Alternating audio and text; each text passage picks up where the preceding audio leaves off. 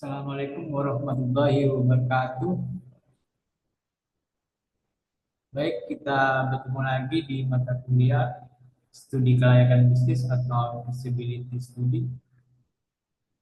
Di mana pertemuan kali ini kita akan membahas konsep dasar bisnis. Oh ya, pertama kali dosen pengampunya adalah saya sendiri Rahmat Zulkarnain, SDMM, dengan email zulkarnain@unibamadura.akid.id. Oke, saya lanjutkan tentang di mana di pertemuan kali ini. Pertama kali ini saya akan membahas tentang konsep dasar bisnis.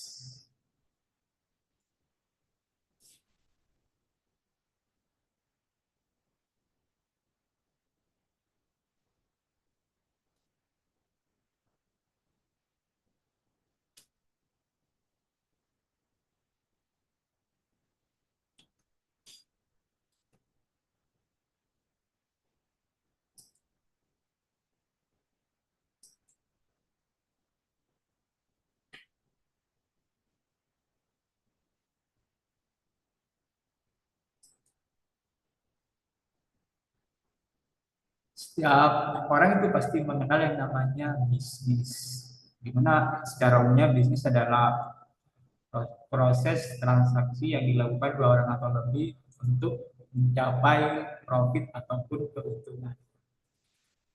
Tapi di sini dijelaskan tentang apa itu bisnis. Kata bisnis di kalangan masyarakat sering dikaitkan dengan kegiatan operasional perusahaan dengan skala yang besar, yaitu dengan melakukan sebuah kegiatan produksi serta penjualan secara massal. Namun, pada kenyataannya, kegiatan bisnis ini sendiri tidak hanya terjadi pada sebuah perusahaan besar, karena bisnis ini telah ada di berbagai bidang kehidupan masyarakat.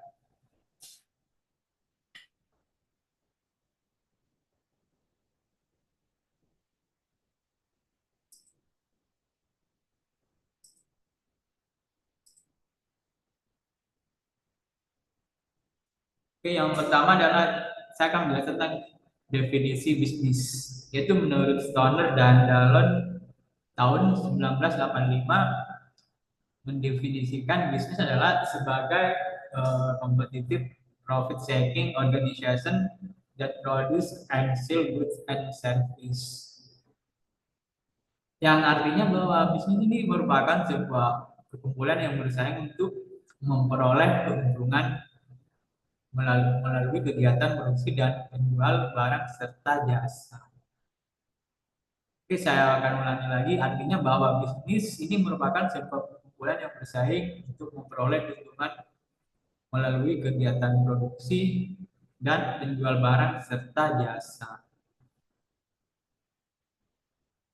Kemudian bisnis juga dapat diartikan sebagai suatu kegiatan yang mengelola sumber daya dengan memanfaatkan kreativitas, inovasi, serta keterampilan untuk menciptakan sebuah produk atau jasa yang dibutuhkan oleh masyarakat dan mampu bersaing, yaitu untuk memperoleh keuntungan ataupun profit.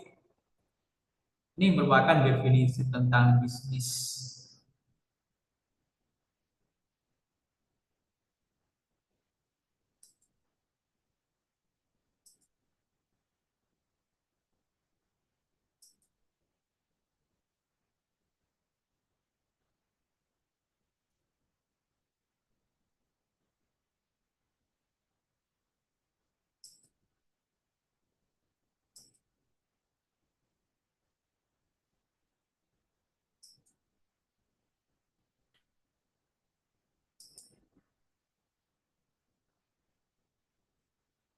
Oke, kemudian yang kedua adalah jenis-jenis bisnis.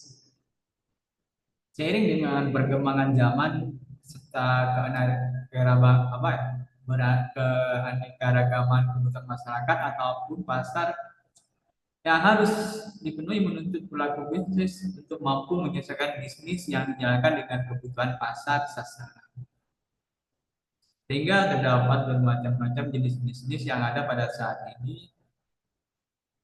Ini dapat dibedakan berdasarkan kriteria tertentu. Seperti yang pertama adalah bisnis berdasarkan output yang dihasilkan menjadi dua kategori, yaitu bisnis di bidang jasa dan bisnis di bidang produk. Kemudian yang kedua adalah bisnis berdasarkan media yang digunakan. Ini kalau berdasarkan media yang digunakan, ini bisnis dibagi menjadi dua bagian, yaitu bisa ada bisnis online dan offline.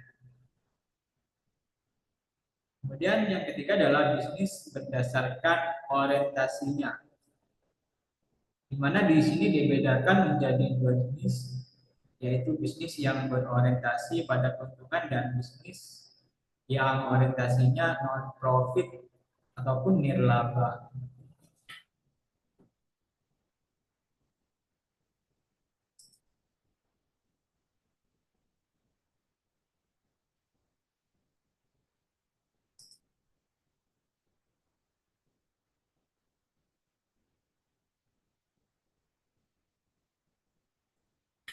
Kemudian ada bisnis berdasarkan bentuk usahanya. Di sini dibedakan menjadi beberapa jenis, diantaranya bisnis perorangan. Yang dimaksud bisnis perorangan adalah bisnis yang kepemilikannya dimiliki oleh satu orang yang memiliki kewajiban dan tanggung jawab yang tidak terbatas atas kelangsungan bisnisnya sendiri. Kemudian ada bisnis persekutuan dua orang atau dinamakan firma. Adalah suatu bentuk usaha bisnis yang dijalankan oleh dua pihak yang memiliki tanggung jawab yang tidak terbatas atas kelangsungan bisnisnya, baik tanggung jawab dalam hal permodalan. Kemudian ada bisnis yang berbentuk persekutuan ataupun ada bisnis yang berbentuk persekutuan komunitas ataupun dinamakan CV.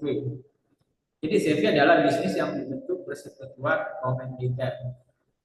Adalah bisnis yang dimulai dengan perjanjian antara beberapa sekutu untuk mendirikan dan menjalankan bisnis di mana masing-masing sekutu memiliki tanggung jawab yang berbeda. Kemudian yang terakhir adalah bisnis yang berbentuk perusahaan terbuka. Adalah jenis bisnis yang dijalankan melalui penyertaan tanda kepemilikan ataupun saham oleh masing-masing anggota.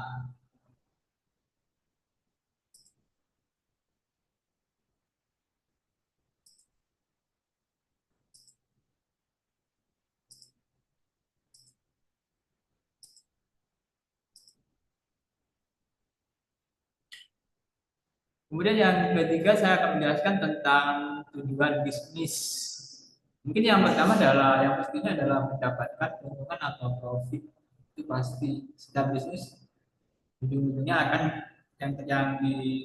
menjadi tujuan adalah untuk mendapatkan keuntungan ataupun profit. Ini yang pertama. Kemudian yang kedua adalah menambah kekayaan pemilik. Yang ketiga adalah keberlangsungan dan pertumbuhan. Yang keempat adalah penguasa pasar. Yang kelima adalah tujuannya adalah kemapanan sumber daya bisnis.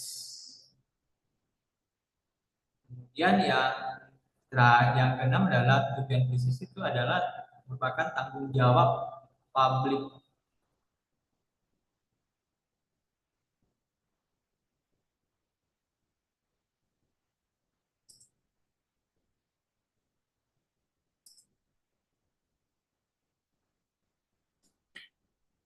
Kemudian yang keempat saya akan menjelaskan tentang pihak-pihak yang berkepentingan dalam bisnis, di mana setiap kegiatan operasional bisnis tidak akan dapat berjalan dengan sendirinya tanpa didukung oleh beberapa pihak dan secara langsung maupun tidak langsung yang terlibat dalam pelaksanaan bisnis. Terdapat beberapa pihak yang berkepentingan dan terlibat dalam secara langsung maupun tidak langsung dalam kegiatan bisnis. Yang pertama adalah pemilik. Ini pemilik adalah orang yang mendirikan dan menjalankan kegiatan bisnis. Kemudian ada investor. Investor adalah suatu pihak yang menginvestasikan sejumlah dana kepada pelaku bisnis. Kemudian ada konsumen. Konsumen adalah orang atau sekelompok orang yang membutuhkan serta mengonsumsi produk atau jasa yang dihasilkan dari bisnis. Kemudian ada masyarakat. Di sini dijelaskan masyarakat adalah sekelompok orang yang berkedudukan di mana bisnis itu dijalankan. Kemudian ada karyawan adalah sekelompok orang baik yang terikat kontrak perjanjian kerja maupun yang tidak, di mana tenaganya dibutuhkan oleh pelaku bisnis untuk melakukan kegiatan produksi. Kemudian yang terakhir adalah pemasok. Jadi pemasok adalah pihak yang menyediakan bahan baku maupun hal-hal lain yang dibutuhkan oleh bisnis untuk kegiatan operasionalnya. Jadi saya ulangi lagi, pihak-pihak yang berkepentingan dalam bisnis adalah, yaitu yang pertama adalah pemilik, kemudian investor, ada konsumen, ada masyarakat, ada pemerintah, ada karyawan, dan juga pemasok.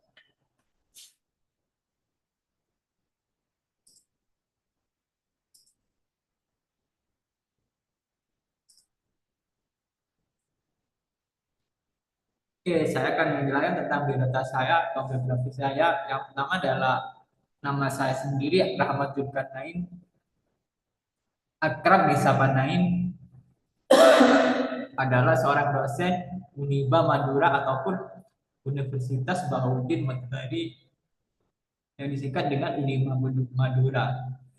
Saya berasal dari Dasar Sumeneb dan menyelesaikan pendidikan S1 dan S2 di bidang manajemen ataupun jurusan manajemen dari Universitas Dr. Sutomo Surabaya.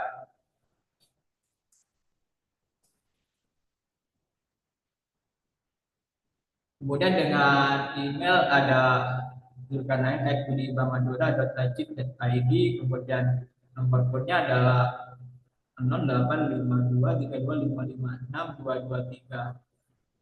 Terus di sini saya akan menjelaskan tentang motivasinya adalah terus belajar, terus berkembang, dan jadilah cahaya bagi sekeliling.